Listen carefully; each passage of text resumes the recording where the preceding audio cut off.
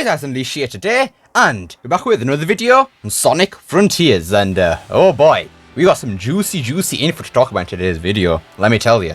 This could be the news that eradicates people's biggest issue with Sonic Frontiers as of right now. So, without any further ado, ladies and gentlemen, boys and girls, let's take a look at the news at hand. Intro my Discord DMs we Sonic Rush. This sounds really weird. Don't worry, it's Sonic news, trust me. Nothing weird is gonna come with this. Believe me, please. I promise you. Right, so anyways, the person I'm getting this info from is a person you might actually recognize, and that person is Socky. Now, if you recognize that name, this is the person that gave us the information about the development of Sonic Ultimate and other things at Blind Squirrel Games, showing that it was mostly Blind Squirrel's fault for Sonic Ultimate and not entirely on Sega. So yeah, I just want to give a huge shout out to my good friend Socky, and I will leave his Twitter down below. He makes some amazing renders, and yeah, go check him out. Right, by the way, Socky has given me permission to do this. I did ask him, and yep, credit is all down below, so just so you know, I've asked for permission to show this DM, so let's start reading anyways. Okay, so the screenshots with the Forces model, yeah, it turns out those screenshots and all of the footage is actually very early footage, made to show mainly as a tech demo showcase. And for those of you who don't know what a tech demo is, it's basically used to show like the capabilities of a game, like the graphics and everything, and not showing off gameplay all that much, more so like the visuals of the game and the graphics and everything. Anyways, carrying on, to the point where the footage is even named tech.mp4, and the footage that I was referring to is this footage right here. The one that was found on that Japanese website where it looked like kind of choppy and everything, and yeah, pretty much just used snippets of this in the second trailer of Sonic Frontiers. And this specific footage I'm watching right now is titled tech.mp4, and I'm pretty sure we can infer from this that obviously means that this footage right now, what we're seeing, is similar to a tech demo showcase. They're showing off the visuals and capabilities of the Sonic Frontiers engine or whatever they're using, Hedgehog Engine 2. And then I replied with, oh, this is very interesting. I had some theory as to why the model may be a placeholder, but I wasn't certain.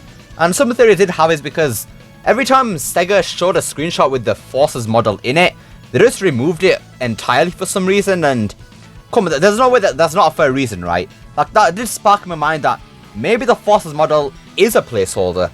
I mean, it's a very valuable reason, and with the information we're talking about in today's video, that is most likely why they did it. Anyways, Socky goes on to say, there is a reason. The Forces model is the only Sonic model that's not the Frontiers model, that's PBR, or Physical Based Rendering, for short. Basically, it renders out the textures to give them more depth and not make them flat. And then Socky provided me with some comparison images from the Hedgehog Engine 1 and Hedgehog Engine 2. Right, here's some test images from the Hedgehog Engine 1, and you see right here, we got some balls, that sounds weird actually, some spheres with some different materials on them, which is going to be used to compare with the second image from the Hedgehog Engine 2.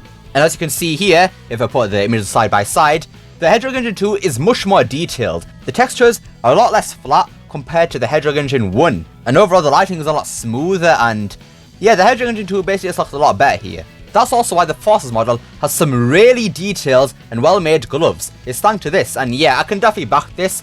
All the glove textures and Forces for the models look really good. Like on Sonic's shoes, those look really good, and then his gloves, I don't know why, they look really nice, I don't know why. It's just such a step up from Generations and Unleashed. It just gives an extra detail to the Forces model to make it look even nicer. However, since by that footage the Frontiers model isn't done yet, they're using the Forces model as a placeholder. This is the only Sonic model that's PBR, so it gives them a good idea from now on how Sonic will react to the environment. This makes perfect sense. The reason they're using the Forces model is because that's going to be the close representation of what the Frontiers model is going to be in-game. They're not going to go and use the Generations or Unleashed model because those models won't react in the same way that the Forces model will. The Forces model is the closest thing we have to the Frontiers model in terms of how it's going to react to the environment and everything, and how it's going to look generally with the textures and everything, like the gloves. Then Socky goes on to say, yup, fun fact, this isn't the first time they've done this method. They've done this with Unleashed, so much so that the reveal footage and screenshots were very early builds with the placeholder Sonic model. And Socky is completely right here. In early screenshots and trailers of Sonic Unleashed, the game looked very different to how the final game looked. And if you got this trailer right here, which Socky actually recommended me to use, you can see how different this footage looks and how rough it looks too compared to the final game. And the final game is a masterpiece basically. We've been praising that game for years now. And one thing that is different in this beta Unleashed footage is the model. Sonic's model looks a lot different compared to the final one too. The blue's different, the texture's a lot different too. Is this everything about this model here in the early Unleashed footage? Is this so much different to how it looked in the final game? And the final game looked so much better too, so I think it's safe to say that history is repeating itself, like Socky's gonna say right now. Yup, basically, it's history repeating itself. With the game's reveal footage is very early footage with a Sonic model that won't be the final build because reveal footage is mainly focused on the graphics and environments. That's also why you don't see any rings or enemies or anything. So yeah, this further backs up the point that Sega really just wanted to show off the graphics and the visuals of Sonic Frontiers with the trails we've been getting, and I must say, that definitely worked because I am thoroughly impressed with how Sonic Frontiers is looking so far.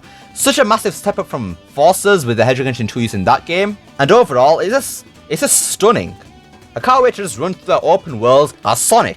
The beautiful water we've seen, the grass, it's just beautiful, man. And also, it makes sense, since the Daki leak mentioned the model looked like the CGI model, longer quills and all. Not to mention, in terms of art design and other aspects, the leak was dead on right the entire time. And given how the footage we got is early, it seems like the leaker Daki got, they were playing a later build. Just like Unleashed. Now the reveal footage was much more rough and different and earlier than the actual build that's current during that time. Yep, all making perfect sense to me. The footage we've seen is from earlier builds of Sonic Frontiers and the Daki leak, which is pretty much confirmed at this point because, yeah, a lot of things that's been present with what we've heard like in Izuka's interviews and what we've seen is all in the Daki leak.